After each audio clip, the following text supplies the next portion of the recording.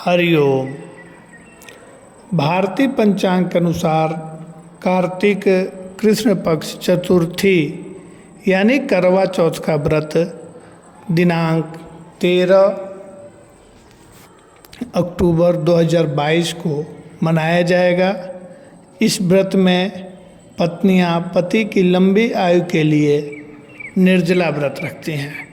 सवेरे के समय इस व्रत का नियम पूर्वक संकल्प लेते हैं और पूरे दिन निर्जला व्रत रहकर शाम को चंद्रमा के दर्शन के पश्चात व्रत का पारण करते हैं। आज के दिन यानी करवा चौथ के दिन जो कल चंद्रमा का उदय होना है वह 7:54 पर होना है। उसके बाद ही इस व्रत का पारण किया जा सकता है। इस व्रत में औरतें जो पूजा की थाली रखती हैं उसमें कुछ ज़रूरी चीज़ें रखी जानी आवश्यक होती हैं जिससे पूजा का पूरा लाभ मिल सके। तो आइए जानते हैं पूजा की थाली में कौन कौन सी आवश्यक वस्तुएं होनी चाहिए।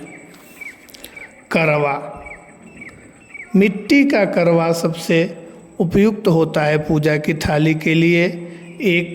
2 सेट में करवा ले लें मिट्टी का और चावल का पीस घोल बना करके उस पर चारों तरफ से लगा लेना चाहिए।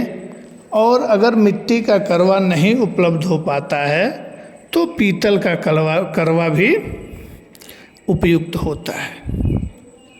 दूसरा चीज़ होता है दीपक। एक मिट्टी का दीपक ले लें जिसको जला लें और एक उसमें साथ में आटे का दीपक भी अवश्य ही पूजा की थाली में रखें। छलनी, चंद्रमा को छलनी में ही सबसे पहले देखा जाता है। उसके बाद उसी में पति की सूरत को देख करके ही व्रत का पारण किया जाता है। इसलिए पूजा की थाली में छलनी भी होना आवश्यक है।